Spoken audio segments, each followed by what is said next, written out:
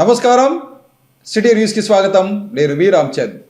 జిల్లాలో అందరి సహకారంతో శాంతి భద్రతల పరిరక్షణకు కృషి చేస్తానని నూతన జిల్లా ఎస్పీ గరికపాటి బిందు మాధవ్ అన్నారు. ఈ మేరకు జిల్లా పోలీసు అధికారి కార్యాలయంలో నూతన జిల్లా ఎస్పీగా ఆయన ఉద్యోగ బాధ్యతలు స్వీకరించారు. జిల్లా నూతన ఎస్పీగా పదవీ బాధ్యతలు స్వీకరించేందుకు వచ్చిన జిల్లా ఎస్పీ గరికపాటి బిందు మాధవ్కు జిల్లా పోలీసు యంత్రాంగం ఘనంగా స్వాగతం పలికింది. ఈ సందర్భంగా జిల్లా నూతన ఎస్పీ బిందు మాధవ్ పోలీసుల నుండి గౌరవ వందనం స్వీకరించారు. అనంతరం వేద పండితుల మంత్రోచ్చరణాల మధ్య ఆయన తన ఛాంబర్కు వెళ్లి ఉద్యోగ బాధ్యతలను స్వీకరించారు. అనంతరం జిల్లా నూతన ఎస్పీ గరికపాటి బిందు మాధవ్ మీడియాతో మాట్లాడుతూ జిల్లాలో అన్ని శాఖల సహకారంతో శాంతి భద్రతల సమస్యను పరిష్కరించేందుకు కృషి చేస్తామని వివరించారు. ముఖ్యంగా మహిళలపై జరుగుతున్న నేరాలను అరికట్టేందుకు, సైబర్ నేరాలను అదుపు చేసేందుకు, గంజాయి అక్రమ రవాణాలను పూర్తిగా నిరోధించేందుకు అవసరమైన చర్యలు తీసుకుంటామని వివరించారు. జిల్లాలో ఇప్పటి వరకు ఉన్న నేరాల పరిస్థితిపై సమీక్ష నిర్వహిస్తామని తెలిపారు. ఇప్పటి నుండి జిల్లాలో నేరాలు జరగకుండా అవసరమైన అన్ని చర్యలు తీసుకుంటామని అన్నారు. ఎక్కడైనా ఫ్యాక్షన్ సమస్య ఉంటే దానిని నిరోధించేందుకు చర్యలు చేపడతామని ఆయన వివరించారు. జిల్లా ప్రజలకు నిరంతరం తాను అందుబాటులో ఉంటానని, పోలీసులకు సంబంధించి ఎలాంటి సహకారం అవసరమైనా తమను సంప్రదించవచ్చని సూచించారు. జిల్లాలో నేరాల అదుపుకు సంబంధించి మీడియా సహకారం అవసరమని ఆయన తెలిపారు. తనను కర్నూలు జిల్లా ఎస్పీగా నియమించినందుకు రాష్ట్ర ముఖ్యమంత్రి నారా చంద్రబాబు నాయుడుకు, డీజీపీకి జిల్లా ఎస్పీ బిందు మాధవ్ ధన్యవాదాలు తెలిపారు.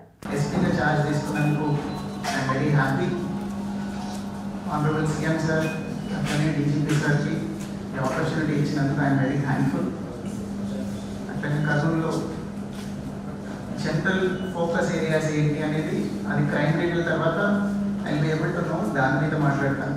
But generally my aim would be to control crime against women, అట్లనే marginalise sections of the society, అట్లనే మైనారిటీస్, వీళ్ళందరి మీద క్రైమ్ని కంట్రోల్ చేయడం విల్ బి మై ప్రయారిటీ. దీంతోపాటు ఆఫ్ లైట్ సైబర్ క్రైమ్ చాలా ఎక్కువ అవుతుంది. ఈ ఓటీపీ ఫ్రాడ్లు, ఈ లోన్ యాప్స్, ఇట్లాంటి క్రైమ్ కూడా చాలా ఎక్కువ అవుతుంది. సో ఇట్లాంటి వాటి మీద కూడా దృష్టి సారిద్దాం అనుకుంటున్నాం. దాంతోపాటుగా మన స్టేట్లో 100 days action against ganja action plan మీద నడుస్తున్నారు కాబట్టి ఆ గైడ్లైన్స్ కూడా ఫాలో అయ్యి ఆ విధమైన చర్యలు కూడా తీసుకుంటాము. అట్లనే ఇక్కడెక్కడైనా రెమినెంట్స్ ఆఫ్ ఫ్యాక్షనిజం ఉన్నా కానీ దాన్ని కూడా కంట్రోల్ చేసేలాగా యాక్షన్ తీసుకుంటాము. దీంతో పాటుగా అన్ని శాఖల్ని కలుపుకుంటూ పోయి, రెవెన్యూ అయితేనేమి, ఫారెస్ట్ కానీ అన్ని శాఖల్ని కలుపుకుంటూ పోయి సమన్వయంతో చక్కగా ముందుకెళ్ళాలనుకుంటున్నాం. దీనిలో మీ సహకారం కూడా చాలా అవసరం మాకు. అన్ని చోట్ల పోలీసు వెళ్ళలేని చోటకు కూడా మీరు వెళ్తున్నారు. ఈ మధ్యన మీకు ఇన్ఫర్మేషన్ కొన్నిసార్లు చాలా తొందరగా వస్తుంది. సో మీరందరూ సహకరిస్తే మా వర్క్ ఇంకా ఎఫెక్టివ్ అవుతుంది. So we seek your cooperation also. అట్లనే పబ్లిక్కి నేను చెప్పదలుచుకున్నది, వీఆర్ ఆల్వేస్ యాక్సెసిబుల్ 24/7. ఏదైతే హాస్పిటల్కి, పోలీస్ స్టేషన్కి ఇమేజ్ ఉందో, ఏ రోజున మూతపడదు, ఏ నిమిషంలోనూ తలుపులు వేసేయరు అని మేము అదే యాటిట్యూడ్తో పనిచేద్దాం అనుకుంటున్నాము. So we are always there. You can always approach us. We will immediately redress whatever grievance you have. Kurnool నగరపాలక సంస్థ పరిధిలో పారిశుద్ధ్యాన్ని మెరుగుపరిచేందుకు, అలాగే దోమల నివారణకు రాష్ట్ర మంత్రి టీజీ భరత్ హైపో ద్రావణాన్ని పిచికారీ చేయించడం అభినందనీయమని పాణ్యం ఎమ్మెల్యే శ్రీమతి గౌరిచెడుత వెంకటరెడ్డి అన్నారు. ఈ మేరకు నగరపాలక సంస్థ సమావేశ మందిరంలో జరిగిన సర్వసభ్య సమావేశంలో ఆమె పాల్గొన్నారు. స్థానిక ఎస్బీఐ ఎంప్లాయీస్ కాలనీలోని నగరపాలక సంస్థ కౌన్సిల్ హాల్లో నగర మేయర్ బివై రామయ్య అధ్యక్షతన సర్వసభ్య సమావేశం నిర్వహించారు. ఈ సందర్భంగా నూతన ఎమ్మెల్యేలుగా తొలిసారి సమావేశానికి వచ్చిన సందర్భంగా గౌరు చరితారెడ్డి, బొగ్గుల దస్తగిరిలను మేయర్, కమిషనర్, కార్పొరేటర్లు సత్కరించారు. కాగా సమావేశంలో 15 అజెండాలను ఆమోదం తెలిపారు. నగరపాలక సాధారణ నిధుల నుండి 9.19 కోట్ల రూపాయలను అభివృద్ధి పనులను ఖర్చు చేయడానికి పాలకవర్గం పచ్చజెండా ఊపింది. ఈ సందర్భంగా పాణ్యం శాసనసభ్యురాలు గౌరు చరితారెడ్డి మాట్లాడుతూ, కర్నూలు నగరపాలక సంస్థ పరిధిలో పారిశుద్ధ్యాన్ని మెరుగుపరిచేందుకు, దోమలను నివారించేందుకు రాష్ట్ర మంత్రి టీజీ భరత్ హైపో ద్రావణాన్ని పిచికారీ చేయించడం అభినందనీయమని చెప్పారు. కల్లూరు వార్డులలో త్రాగునీటి సరఫరా సమయాన్ని పగటిపూటకు మార్చి సరఫరా సమయాన్ని మరింతగా పెంచాలని, అందుకు అవసరమైన ప్రణాళికలు రూపొందించాలని కోరారు. అలాగే అధ్వాన్నంగా మారిన రహదారులను తక్షణమే గ్రావెల్ రోడ్లు అయినా వేయాలని అన్నారు. కబ్జాలకు గురి అవుతున్న పలు పార్కు స్థలాలను కాపాడి ప్రహరీ గోడలు నిర్మించాలని తెలిపారు. ముజఫర్ నగర్ నందు హంద్రీ నది ఒడ్డున పిచ్చి మొక్కలు తొలగించాలని కోరారు. ఎమ్మెల్యే బొగ్గుల దస్తగిరి మాట్లాడుతూ కోడుమూరు నియోజకవర్గ పరిధిలోని 3 వార్డులలో పారిశుద్ధ్యం పనులు మరింతగా పెంచాలని, కుక్కల బెడద తగ్గించేందుకు త్వరితగతిన చర్యలు తీసుకోవాలని కోరారు. త్రాగునీటి సమస్య పరిష్కరించాలని ఎమ్మెల్యే పేర్కొన్నారు. సమావేశంలో కార్పొరేటర్లు లేవనెత్తిన సమస్యలన్నింటికీ తక్షణమే పరిష్కారానికి చర్యలు తీసుకుంటామని కమిషనర్ భార్గవ తేజ సమాధానమిచ్చారు. కాగా విద్యుత్ శాఖ అధికారులపై కమిషనర్ అసంతృప్తి వ్యక్తం చేశారు. అనేక సార్లు కార్పొరేటర్లు విద్యుత్ శాఖ అధికారులకు సమస్యలు చెబుతున్నా తమకేం పట్టనట్లు వ్యవహరించడం సరికాదని, కాగా రాష్ట్రంలో తెలుగుదేశం పార్టీ అధికారంలోకి వచ్చిన నేపథ్యంలో అధికార పార్టీకి చెందిన ఎమ్మెల్యేలు శ్రీమతి గౌరిచరిత వెంకటరెడ్డి, బొగ్గుల దస్తగిరితో పాటు కార్పొరేటర్ టీడీపీకి చెందిన కార్పొరేటర్లు జై టీడీపీ పేరుతో కేక్ కట్ చేసి నినాదాలు చేశారు. నగరపాలక సంస్థ సర్వసభ్య సమావేశంలో డిప్యూటీ మేయర్లు సిద్ధారెడ్డి, రేణుక, అరుణ, అదనపు కమిషనర్ రామలింగేశ్వర్, సెక్రటరీ నాగరాజు, ఎస్సీలు శేషసాయి, షకీర్, ఆరోగ్యాధికారి Visweswarareddy, manager Chinnaramudu, RO Junaid, city planner Sandhyarani, నగరపాలక అన్ని విభాగాల వివిధ శాఖల అధికారులు పాల్గొన్నారు.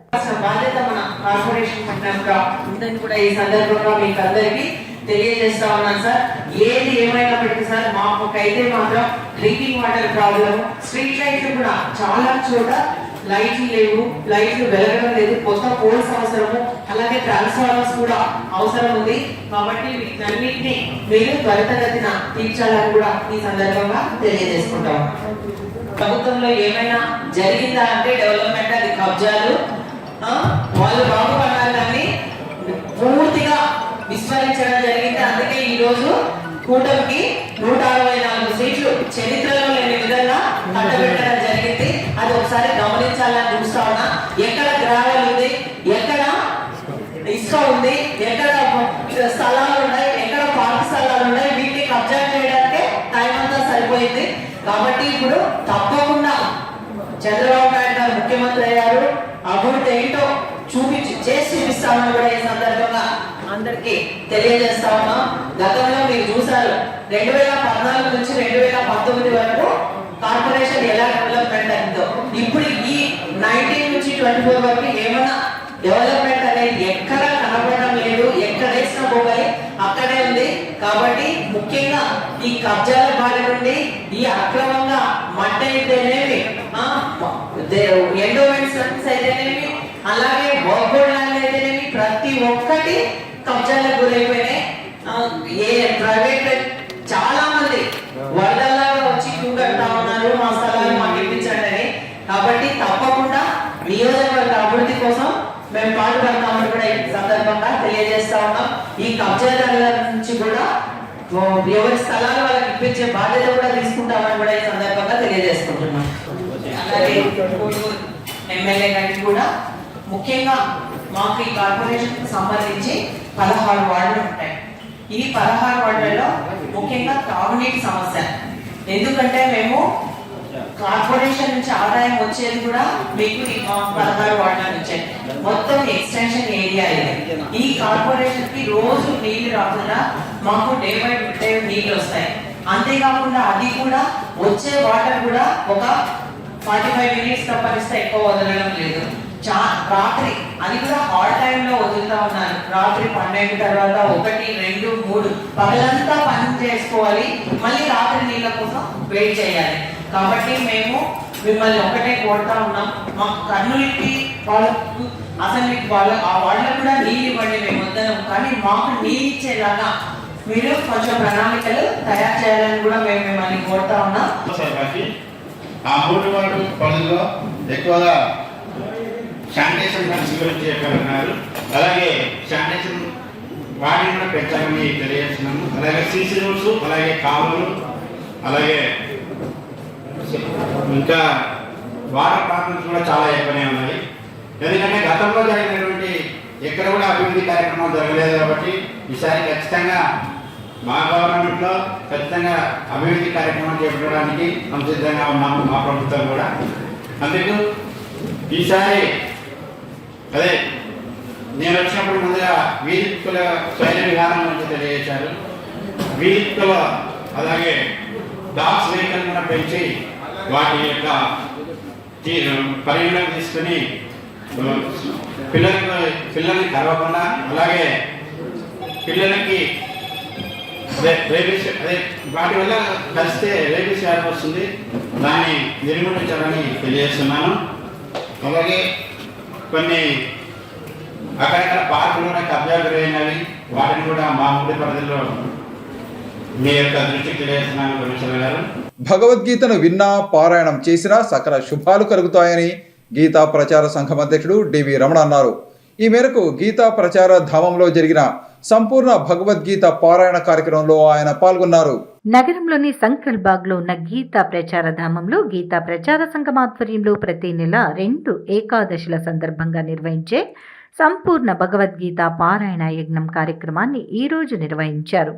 ఈ కార్యక్రమంలో గీతా ప్రచార సంఘం అధ్యక్షుడు డివి రమణతో పాటు కార్యవర్గ సభ్యులు పాల్గొన్నారు. కార్యక్రమంలో నగరంలోని వివిధ ప్రాంతాలకు చెందిన భక్తులు అధిక సంఖ్యలో పాల్గొని సంపూర్ణ భగవద్గీత పారాయణం చేశారు. ఈ సందర్భంగా గీతా ప్రచార సంఘం అధ్యక్షుడు డివి రమణ తదితరులు మాట్లాడుతూ భగవద్గీతను విన్నా పారాయణం చేసినా సకల శుభాలు కలుగుతాయని చెప్పారు. భగవద్గీతను ప్రజల్లో విస్తృతంగా ప్రచారం చేయటమే లక్ష్యంగా 35 సంవత్సరాల క్రితం గీతా ప్రచార సంఘాన్ని ఏర్పాటు చేయటం జరిగిందని వివరించారు. గత 8 నెలలుగా ప్రతి నెల వచ్చే 2 ఏకాదశులను పురస్కరించుకొని సంపూర్ణ భగవద్గీత పారాయణ కార్యక్రమాన్ని నిర్వహిస్తున్నట్లు తెలిపారు. కార్యక్రమంలో పాల్గొన్న ప్రతి ఒక్కరికి ధన్యవాదాలు తెలిపారు. 17 జూలైలో రాబోయే ఏకాదశిని తొలి ఏకాదశిగా పిలుస్తారు. అది చాలా మహత్తరమైనటువంటి ఏకాదశి. ఆ రోజు నుంచే తిథి ఇది ఆ రోజు నుంచి ఒక గ్రహం మారుతుంది. మార్పుతో పాటు ఉత్తరాయణం దక్షిణాయనం మారుతుతో పాటు అన్ని పండుగలన్నీ అప్పటి నుంచే స్టార్ట్ అవుతుంది మనకు హిందువులకు. కాబట్టి ఇది చాలా తొలి ఏకాదశిగా చాలా ప్రశస్తమైనది, ప్రాముఖ్యమైనది. కాబట్టి ఆ రోజు కూడా మేము భగవద్గీత పారాయణాన్ని ఏర్పాటు చేసినాము. భక్తులందరూ దాంట్లో పాల్గొని భగవద్గీత సంపూర్ణంగా పారాయణం చేస్తూ విశిష్ట పరమాత్మ యొక్క అనుగ్రహాన్ని పొందవలసిన కోరుతున్నాము.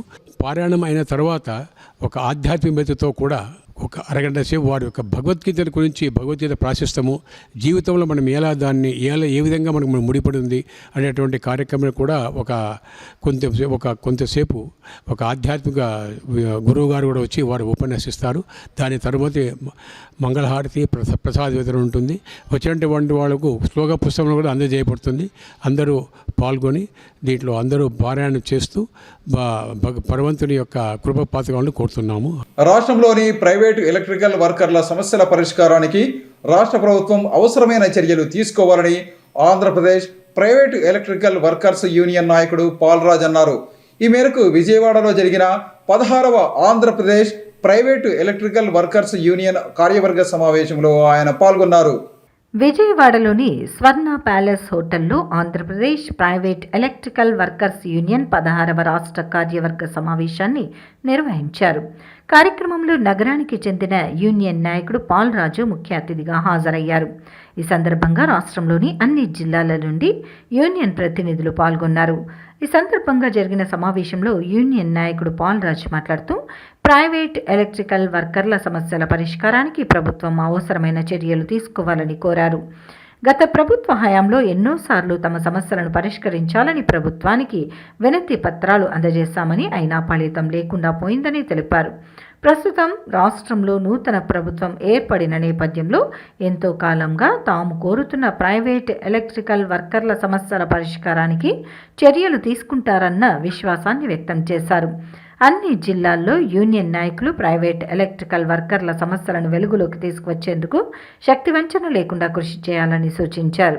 కేవలం నాయకులు సమస్యలను పరిష్కరించాలని ఆలోచించకుండా ప్రతి ఒక్కరూ సమస్యలను వీలైనంత వరకు తమ వరకు తీసుకొని వస్తే వాటిని వీలైనంత త్వరగా పరిష్కరించేందుకు అవకాశం ఉంటుందని చెప్పారు. మేము ఈ ప్రభుత్వంతో కూడా మాట్లాడాం. ఈ ప్రభుత్వాన్ని తోడుగా నారా లోకేష్ గారితో చంద్రబాబు నాయుడు గారికి కూడా మెమరాండాలు ఇచ్చాం. మళ్ళీ వాళ్ళంతా కూడా తిరిగేది ఉండదు. మేమేమి రాజకీయ నాయకులమైతే పక్కకు, కానీ మేము ఇక్కడ మాత్రం తోటి నా ఎలక్ట్రీషియన్ సోదరులకు సాయం చేసేందుకు వచ్చిన నేను కూడా తోటి ఎలక్ట్రీషియన్నే తప్ప వేరే విధంగా ఉండదు. ఖచ్చితంగా ఈ ప్రభుత్వంతో పోరాటం చేసైనా సరే మన కోరికలు నెరవేర్చుకునేందుకు మన వంతు కృషి మనం చేయాలని వచ్చిన ప్రతి ఒక్క నాయకుడు ఇక్కడ ఒక్కొక్క నాయకుడు ఒక్కొక్క 100 మందికి సమానం. ఒక్కొక్క నాయకుడు ఒక అసోసియేషన్ స్థాపించినాడంటే దాంట్లో 200, 300, 1000 మంది వాళ్ళకు ఒక్కరినే ప్రతినిధి అంటే నువ్వు 100 మందిని సంపాదించే అర్హత, శక్తి, సామర్థ్యం నీలో ఉందని అర్థం.